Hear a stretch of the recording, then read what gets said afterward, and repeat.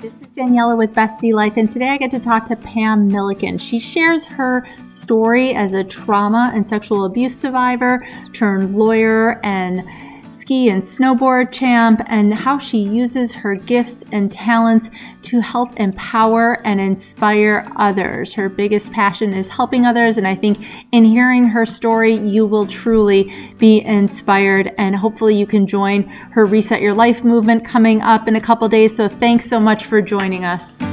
Hi, this is Daniela with Bestie Life, and today I'm with Pamela Millican. She is a mastermind next level coach. She also has a Reset on Your Life movement that you are going to hear some amazing things about.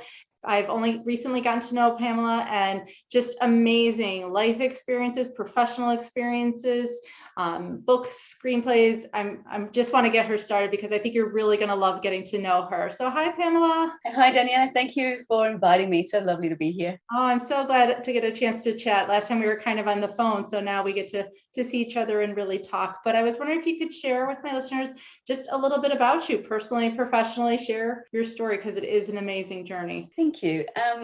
Basically, I grew up in poverty with abuse, physical and sexual, not from the same person, and living that kind of life where everything was hectic, and be totally abandoned at 15 and a half years old. I came home from school at 15, and my mother had been fed up with being beaten by my father, so she'd left and taken my sister. And 6 months later, I came home from a holiday with my boyfriend. I'd been allowed to go with him and his family, my first time overseas.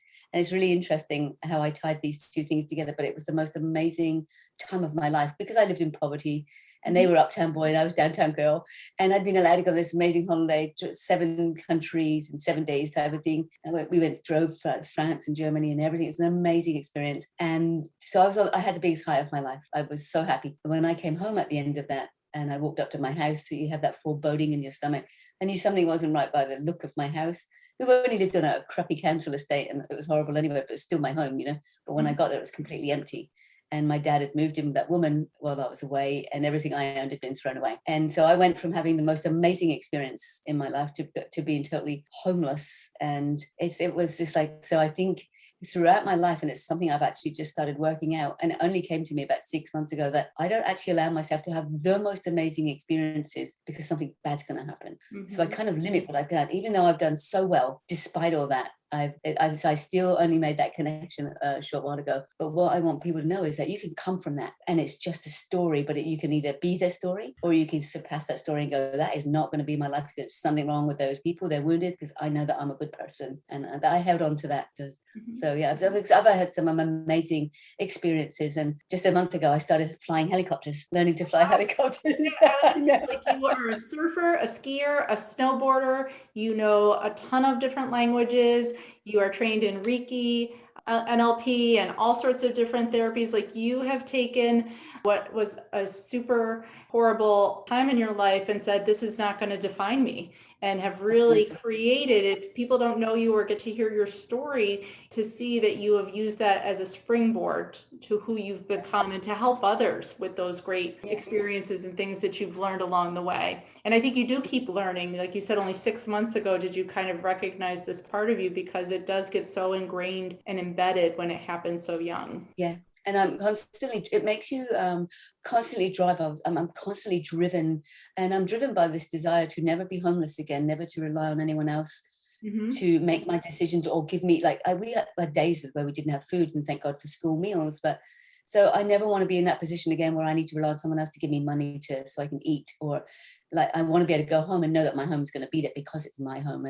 And we can put the power into the lives of other people, or we can take our power back. But if I'm waiting for my partner to tell me I'm good enough, or to love me, or to show me what I need, then that's a really tenuous and vulnerable position, because what happens if they don't? If they have a ticked off day and they're not very happy, all of a sudden what happens to me? I'm waiting for my validation. So I think what I've spent my whole life learning is for people to take their power back, to understand that you're going to screw up. I still screw up. I still get it wrong.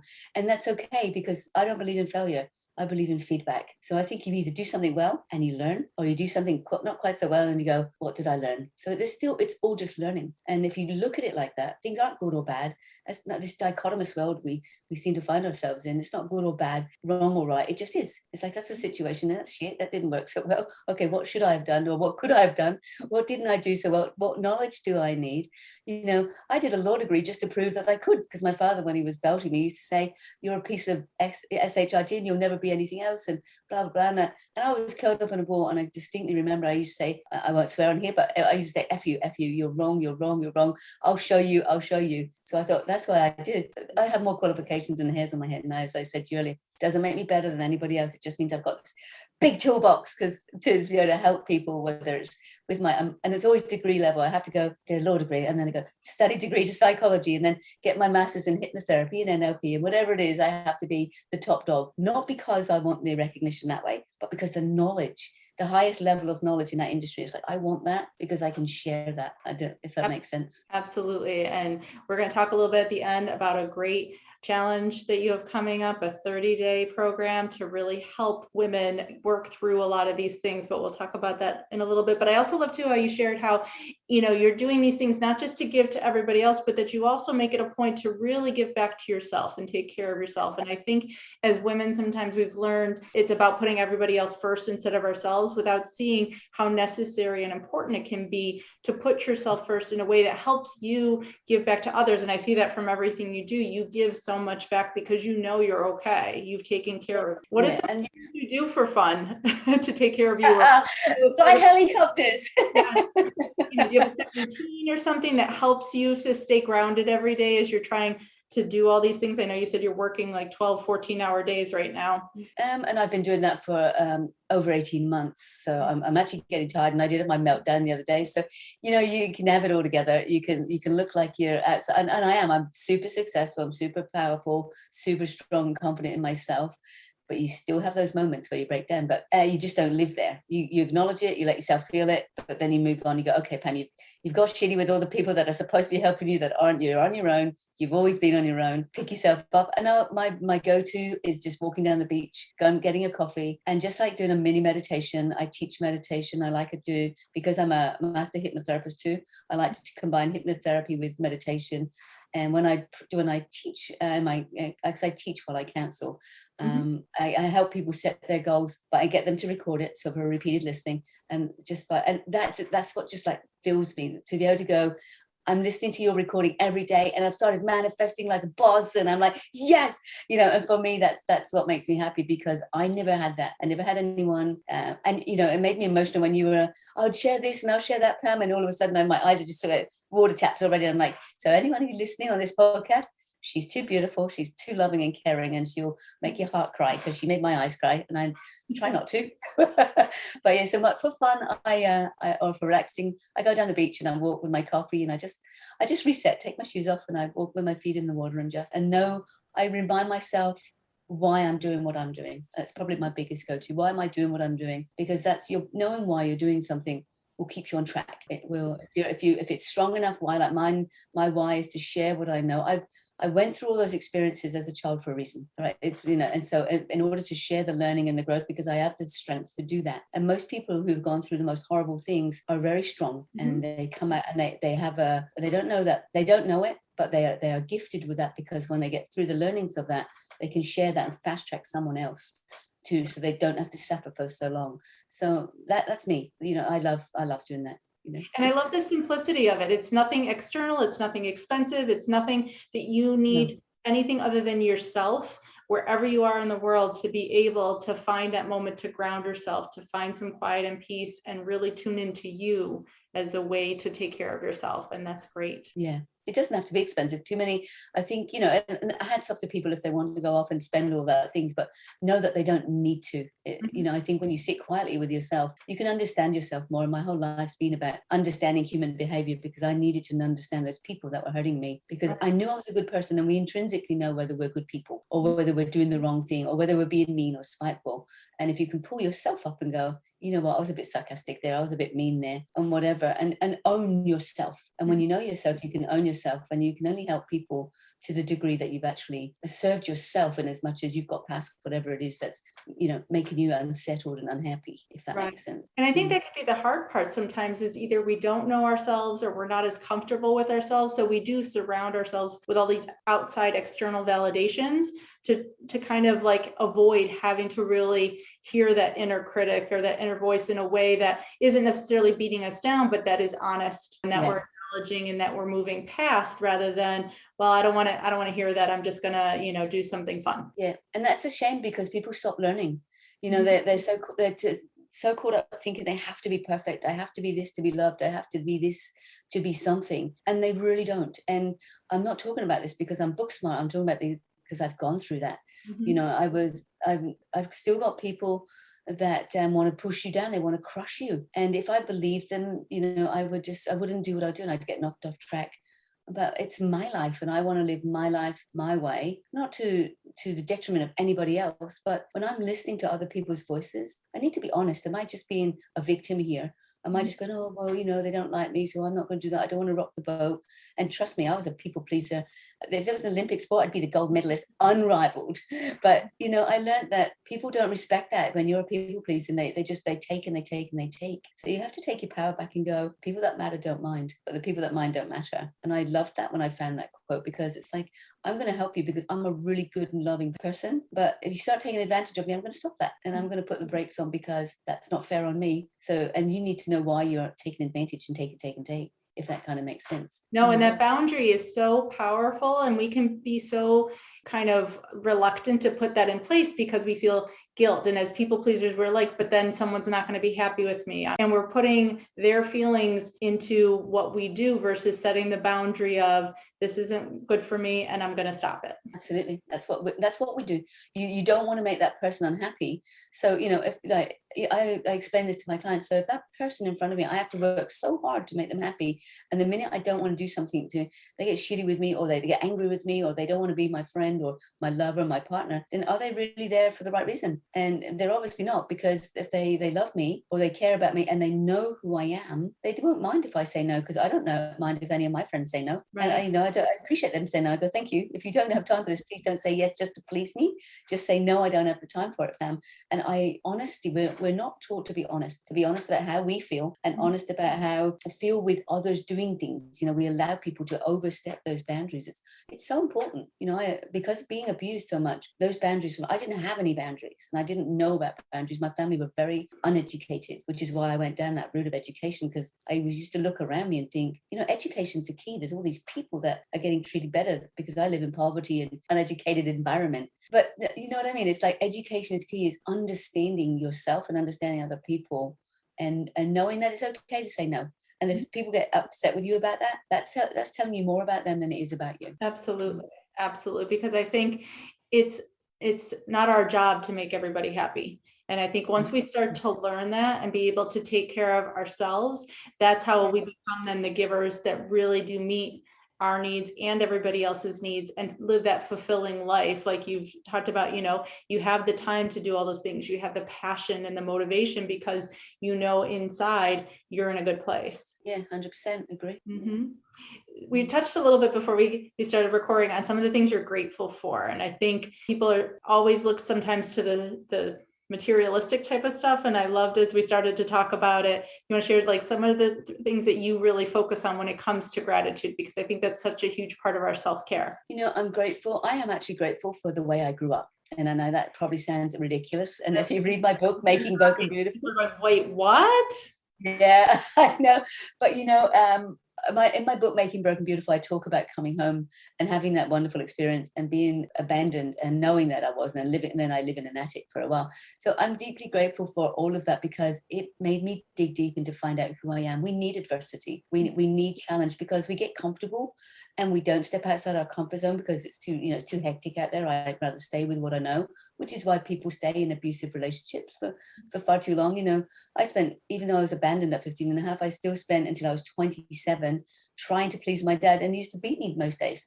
I mean, how stupid is that? But I still craved his attention, craved his love, because he's my dad, and I want my dad to love me. And it wasn't until I won the European Surfing Championships and I rang in from the phone box in France and said, I've become European Ladies Champion and I only started surfing 12 months ago. And he said, what's the weather like over there? And I went, you know what? You're an asshole. And so I put the phone down and thought, and then I made a decision that day in that phone box, and I could see it like it was yesterday. So I'm grateful that I have that resilience, and I am super resourceful, and I'm grateful that I'm a solution-oriented person. You know, if there's something doesn't work, it's like, because I believe there's no failure, there's only feedback. It's like, okay, that didn't work out quite how I was expecting it to. Now what? And it's like, you know, people have ripped me off left, right, and center. And even in the last 6 months, I've lost about $35,000 trying to get people to help me with my funnels and my marketing, because I am rubbish at marketing and I don't like selling. And I know I need to put it out there, and my message is clear, and it's a good message, and my heart and soul is into my programs and my books.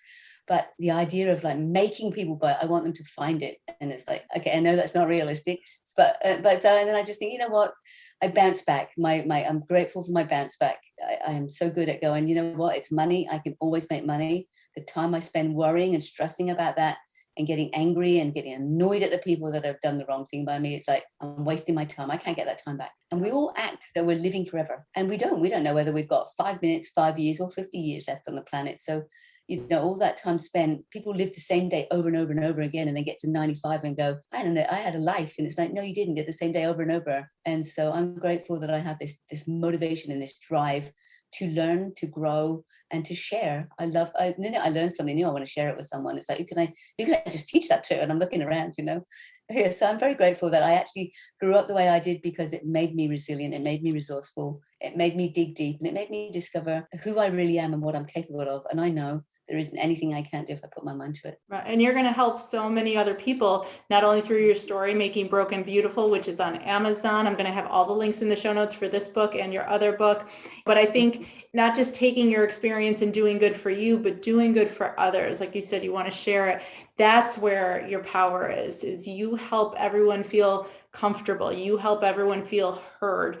You know, as I was even just listening to you share your grateful stuff, I'm like, oh my God, that's me. Like, we haven't met yet, but I think we will be best friends, because, you know, just, and you hear that connection and that genuineness in you. And that's the power, that's your magic, you know, and that's where you are going to truly transform people's lives, which is amazing. And that I'm so grateful for having people like you. Mm-hmm. So can you share a little bit about the Reset Your Life movement? Because that's some super exciting stuff that's going to be going down literally within weeks, these first couple of weeks of September, right? Yeah, I didn't have enough to do, so I thought I'm going to create a movement. So it's like, I'm going to throw another ball up there. There's like 20 balls in the air, and I'm like really good at juggling. Then I'll fall to the floor and I have a meltdown, and it's like, okay, back on track. So my Reset Your Life movement, Reset Your Life, is because, you know, it follows Are You OK Day, and Are You OK Day is September 9th. And I want people to know there's so many people out there that are struggling and suffering unnecessarily because they're believing the voices of the people that wounded them. And if they could just, I love just teaching people to stop listening. And it must be my gift, because I seem to be able to do it so very quickly. And I've had some very incredible cases, you know, people that are victims of pedophiles. I'm working on a high profile case right now, and this person, he's given me a testimonial, so I'm able to say this, but he was a victim of that pedophile, but he was still identifying with this person, mm-hmm. saying, but he loves me and this, and he had psychology counseling for 2 years. And within 2 hours, I was able to get him to change how he was feeling and thinking, stop identifying and actually go and work with the police and, you know, testify and because he didn't want to. Because I can't do that, you know, the guy loves me. And he's given me a testimonial for this, so I'm able to share that, you know, and it's like, so I've got some amazing testimonials on YouTube or on my website too, but I forgot what I was going to say. That I've got so much I want to share that I go off track. What was your question? Oh no, Reset Your Life. So I want people to be able to reset their life. What do they get? What's going to happen? Okay. Reset Your Life Day is going to happen. So I want people to think, I've come through all of this and I'm having a horrible time, but tomorrow I'm going to reset my life. Mm-hmm. And then I want them to think about, if they could reset their life, what they would do and how they would do it, and to write that down and focus on it, because we get where we put our energy most and we get what we focus on. So if you've got goals out there and they're not written down, they're fanciful and they'll never really happen, or they'll happen very slowly. So you need to write it down and look at it every day, because the mind needs something to focus on. And I teach about this in my course. And so Reset Your Life Day is September the 10th.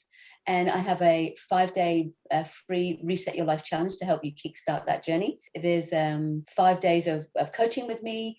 And I get, okay, let's put somebody in the hot seat and go, okay, how can I help you reset in a few minutes? Because I know that I can. And it's when it's your gift because you find it easy to do. And I find that easy to do. And I won't go to sleep. I'll spend all day, all night doing it as you do, Daniela, because I know you do too. It's not a job for me. And I don't care how long I teach for. My coaching session goes to go for an hour, and sometimes it's a couple of hours, and it's like, okay, well, it's just how it is. But I love sharing what I do, and I love helping people. And my biggest passion is seeing the fact that I've just shared a bit of information. I've used all the skills and the gifts I have, and I just help you turn your life around. It's like, yes, there's another person walking out no longer wounded going, you know what, maybe I can be a badass too. And then they walk out, and I love that. So, and I spent the last year creating my Reset Your Life 6-week program, so that people can go through the program, and that starts next week. So everything's happening really quickly. But if people are ready to reset their life, then, this is a 6-week program. It's got everything in there. It will help you unpack why you're stuck where you are. How come you haven't been able to move on? What's keeping you in there? And if we removed it, would allow you just to run that. And people don't think they deserve it. And that's the biggest thing. It's like, we're all born the same way. Everybody as babies. And in my meditation, this is what I teach, that we're all born as babies, born to succeed. We're internally driven for success. Like, you sit up by yourself, you crawl by yourself, you walk by yourself. There's no videos, no one telling you put your knee here, put your leg there. If we had egos then, or you had a fear of failure then, or you thought you're going to look stupid, the first time you stood up and walked and hit your head on the coffee table when you fell over, you go, that's dangerous, I'm not doing that. Yeah. But we're driven to succeed. And what comes after that is environmental. And you learn to talk by yourself by listening for 2 years. So that's all. Every baby comes into the world with the same set of programming. What happens after that is environmental, which means you learned it by what you were looking at, what you were exposed to, and how you were treated. So if you've learned it just by those things, then you can unlearn it and go back to bring your body back to that internal success that it actually is. And that's what my Reset Your Life program is about. Awesome. to get you back to that point. Yeah, absolutely. And so definitely, I'm going to have all the links in the show notes for you guys to be able to just even the 5-day movement, the word alone movement, you will go in a direction, you will start to go forward. And just that little bit of momentum and movement can be the catalyst to major life changes. So I hope you guys connect with her. Please go check out her books on Amazon. Like I said, everything will be in the show note. Pamela, I don't think this is going to be our last conversation. So I know we will definitely talk again, but thank you so much for all of your information and everything you do to share and give and help transform people's lives. It's so amazing, and I'm so glad we got the chance to meet. Thank you. Thank you very much for having me. All right, I'll talk to you soon. Bye.